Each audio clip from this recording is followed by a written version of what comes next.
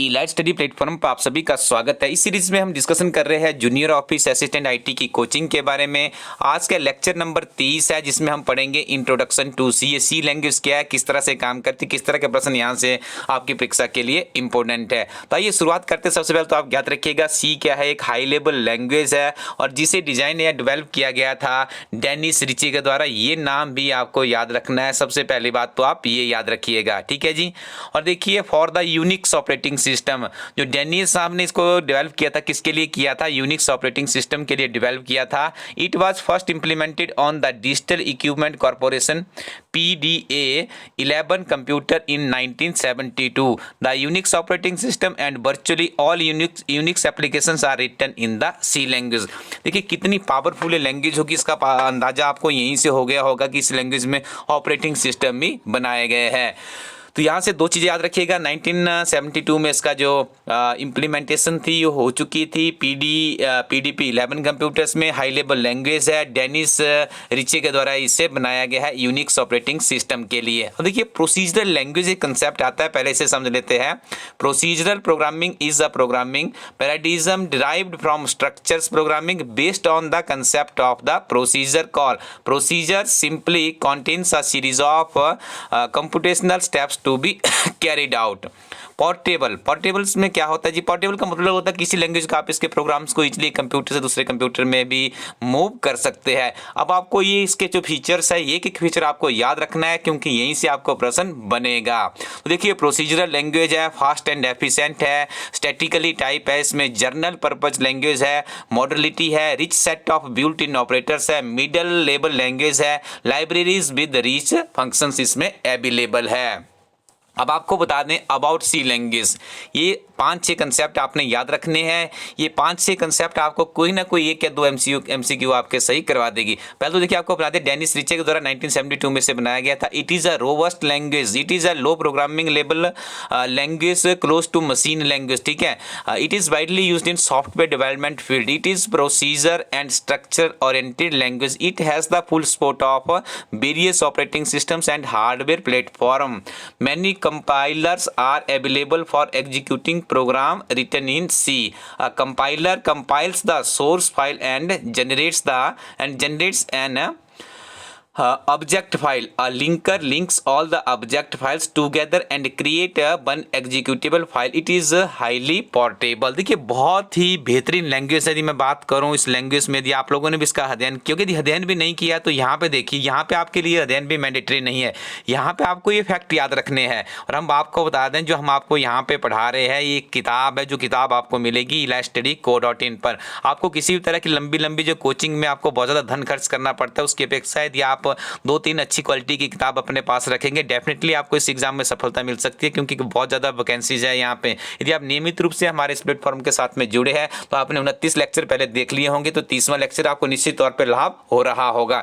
देखिए यहाँ पे हम क्या कोशिश करते हैं इस वीडियो सीरीज में, आपको जो ये हमारी बुक है इसके कुछ कंटेंट्स आपको समझाने का प्रयास करते हैं। और यहाँ पे देखिए काफ़ी बड़े बड़े चैप्टर्स रहते हैं हमारे, ये पूरे के पूरे यूट्यूब पे पॉसिबल नहीं है। तो लास्ट में हम आपको बताते हैं कि आप उस किताब को एक बार ओवरव्यू कर लीजिएगा। कुछ ही पैसे में आप उस किताब को अपने घर में मंगवा सकते हैं इस वेबसाइट के माध्यम से। और ये नवीनतम सिलेबस प्रणाली पर आधारित है। 60 चैप्टर्स इस किताब में, 656 पेजेस की एक किताब है।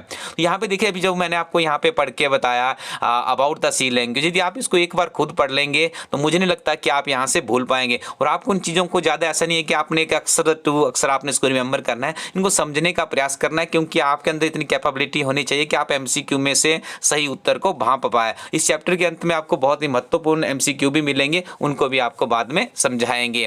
देखिए basic structure of the C language, तो इसमें क्या होता है जी? डॉक्यूमेंटेशन सेक्शन होता है, उसके बाद लिंक सेक्शन है, फिर डेफिनेशन सेक्शन है, ग्लोबल डिक्लेरेशन सेक्शन है, फिर उसके बाद फंक्शन प्रोटोटाइप डिक्लेरेशन है, मेन फंक्शन है, और user defined function defined section है, ठीक है जी।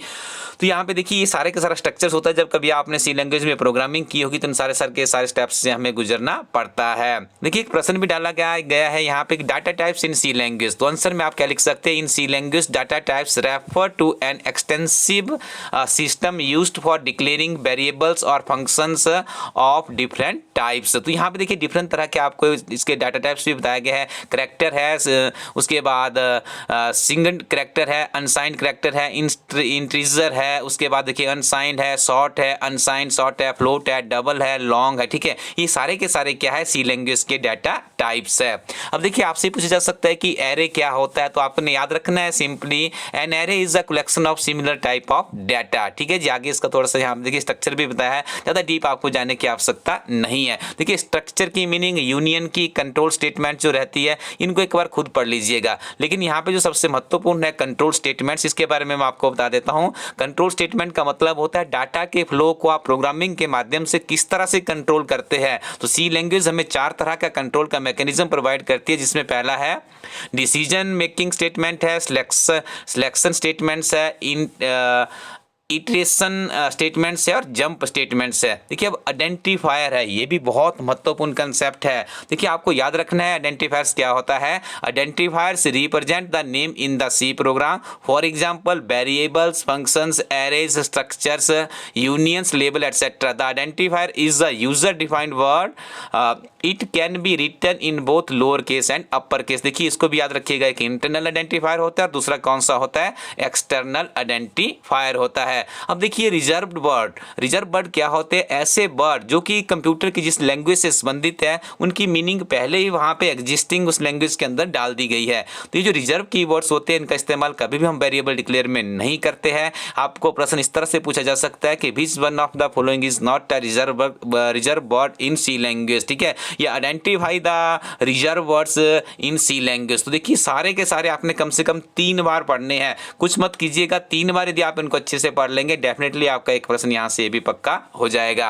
अब देखिए स्टूडेंट्स, यहां पे कुछ बहुत ही महत्वपूर्ण इंपॉर्टेंट क्वेश्चंस है जो कि आपको सेल्फ स्टडी में पढ़ने हैं, और कुछ एमसीक्यू मैं आपको यहां पे करवा दूंगा सिलेक्टेड से। बाकी आपको एमसीक्यू भी इस किताब से खुद ही पढ़ने, किताब आपको मिल जाएगी elastudyco.in वेबसाइट पर।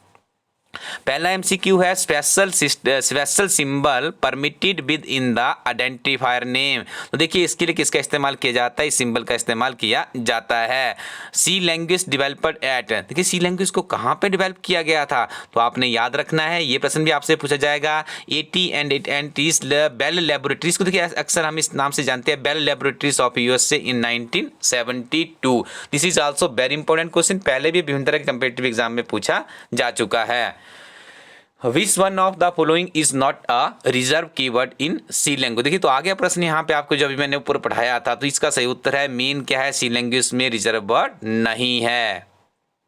इन C what are the various types of real data type. देखिए इसमें कौन कौन से रहते हैं, फ्लोट है, डबल है या लॉन्ग डबल है। ये क्या है, ये सारे के सारे क्या है, डाटा टाइप्स है, किसके है, सी लैंग्वेज में इनका इस्तेमाल किया जाता है। देखिए नीचे वाला प्रश्न थोड़ा सा प्रोग्रामिंग से संबंधित है। ऐसा अनुमान है कि 1-2 प्रश्न आपको इस तरह के देखने को जरूर मिलेंगे, क्योंकि अभी पिछले हमने 2-3 दिनों से देखा जो आपके कम्पिटिटिव एग्जाम हुआ जिसमें जीआईटी अकाउंट की परीक्षा हुई, उससे पहले क्लर्क की परीक्षा हुई, और उससे पहले असिस्टेंट, अभी हाल ही में असिस्टेंट प्रोग्रामर की परीक्षा हुई। देखिए उसमें भी 5 से 7 ऐसे प्रश्न पूछे गए थे जो कि बहुत ही टफ थे, बहुत ही हाई लेवल के थे। तो हो सकता है आपकी इस परीक्षा में भी आपको 2-4 प्रश्न इस तरह के देखने को मिले जो कि हाई लेवल के हो, तो आपने उसके लिए भी अपनी तैयारी रखनी है। हमने इस किताब को इस तरह से बनाया है, लो से लेकर हायर लेवल तक इस किताब में बहुत ही महत्वपूर्ण अध्ययन सामग्री है जो कि आपको एक परफेक्ट कैंडिडेट के रूप में आपकी हेल्प करेगी। How many keywords are used in C language, तो याद रखिएगा 32 ऐसे वर्ड्स है, कीवर्ड्स है जिन्हें सी लैंग्वेज में रिजर्व कैटेगरी में रखा गया है। देखिए प्रोग्राम्स आपको खुद ही करने हैं। यहाँ पे in the C language the constant is defined, किस तरह से उसे डिफाइन किया जाता है, तो देखिए anywhere what starting on a new line, आप उसे कहीं पर भी उस क्या कर सकते हैं, कहीं पर भी आप उसे कांस्टेंट को डिफाइन कर सकते हैं। देखिए इसमें हमने काफ़ी ज़्यादा कोशिश की है कि प्रोग्रामिंग के माध्यम से भी आपको किया जाए, तो ये बुक आपके हाथ में होगी तभी आप इनको अच्छे से कर पाएंगे। स्टूडेंट्स यहाँ पे हम उतना ही पढ़ते हैं जितना हमारे लिए कम्पिटिटिव एग्जाम के लिए इंपॉर्टेंट है। देखिए सी लैंग्वेज बहुत बड़ा कंसेप्ट है, तो जो इसके सिलेबस में आपके मेंशन किया हो उस सिलेबस के आधार पर ही हमने यहाँ पे नोट्स बनाए हैं, क्योंकि देखिए जो सिलेबस है उसमें कहा गया है कि जो आपने यहाँ पे पढ़ना है ITS उससे संबंधित ये आपने पढ़ना है, और कंप्यूटर साइंस को आपने यहाँ पे टेस्ट करना है। है। तो ये कंसेप्ट हमारा कंप्यूटर साइंस से रिलेटेड है और हमें लगता है कितना ही यहाँ पे इंपॉर्टेंट कंसेप्ट था जो आपको यहाँ पे पढ़ा दिया गया। अगले लेक्चर में हम पढ़ेंगे C++ के बारे में। वीडियो को शेयर करना ना भूलिएगा और किताबों को परचेज करने के लिए विजिट कीजिए elaststudyco.in वेबसाइट को। Thank you very much, keep watching Elaststudy YouTube channel.